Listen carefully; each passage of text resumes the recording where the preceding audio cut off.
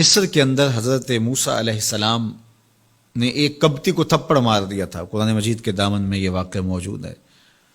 تو آپ کی جلالت اور آپ کے زور کی تاب نہ لاتے ہوئے وہ وہیں ڈھیر ہو گیا اور اس کی موت واقع ہو گئی۔ تو مصر کے حالات کشیدہ ہو گئے اور حضرت موسیٰ علیہ السلام کو مصر چھوڑنا پڑا۔ تو وہ شہر مدین کی جانب جا رہے تھے کہ راستے کے اندر ایک کنواں تھا، وہاں کچھ لوگ اپنے جانوروں کو پانی پلا رہے تھے۔ تو حضرت موسیٰ نے دیکھا کہ دو پردہ دار خواتین ہیں، وہ اپنے جانوروں کو ایک سمت لیے کھڑی ہیں۔ سمجھ گئے کہ مردوں کے ہجوم میں آنا نہیں چاہ رہی، ان کا حیا مانے ہے۔ تو آگے بڑھے اور ان کے جانور ہانکے اور ان کو سیراب کیا اور پھر ان کی جانب ہانک دیے۔ وہ واپس گئیں اور اپنے والد بزرگوار سے کہا کہ ایک سال نوجوان جس کی آنکھوں میں شرم و حیا تھا، اس نے ہمارے ساتھ یہ مہربانی کی۔ تو ان کے والد گرامی نے کہا کہ جاؤ اس کو بلا کے لاؤ۔ قرآن مجید میں اس کا ذکر کیا گیا۔ فجاءتہ احداہما تمشی علی استحیاء، ان میں سے ایک خاتون حیا میں سمٹی ہوئی حاضر ہوئی۔ اس نے کہا کہ ہمارے والد گرامی آپ کو بلاتے ہیں، آپ نے ہمارے ساتھ جو مہربانی کی ہے اس کا وہ اجر دینا چاہتے ہیں۔ تو حضرت موسیٰ علیہ السلام ان کے ساتھ چلے گئے، اور جب گئے تو یہ گھر تھا حضرت شعیب علیہ السلام کا، اور یہ صاحبزادیاں حضرت شعیب علیہ السلام کی تھیں۔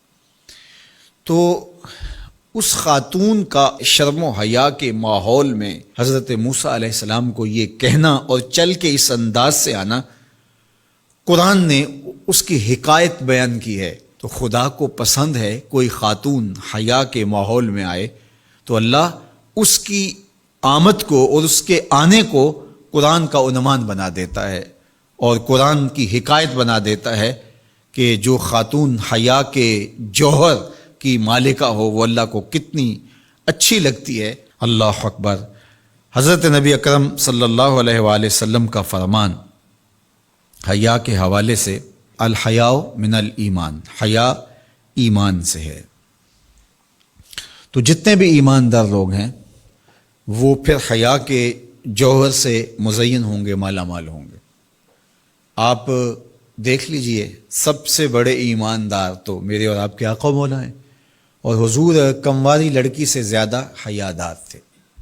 باقی حضور کے اصحاب دیکھ لیجئے، ان کا حیا، اور حضور کی ازواج مطہرات کا حیا دیکھیے۔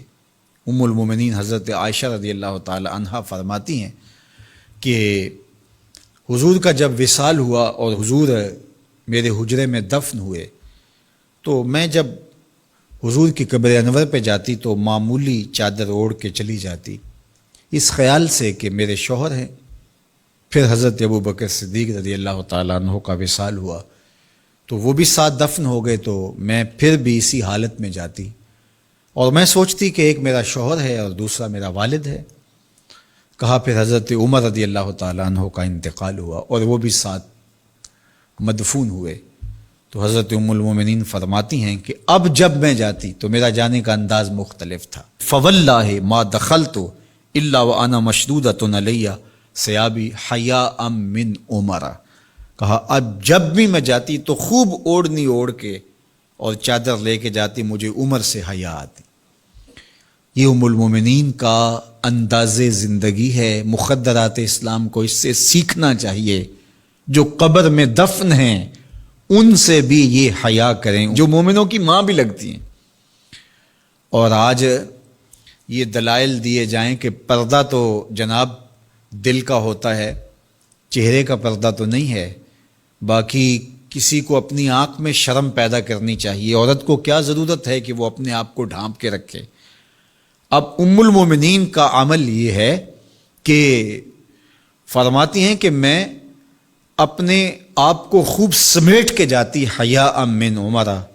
عمر قبر میں ہیں لیکن ام المومنین فرماتی ہیں مجھے پھر بھی حیا آتی۔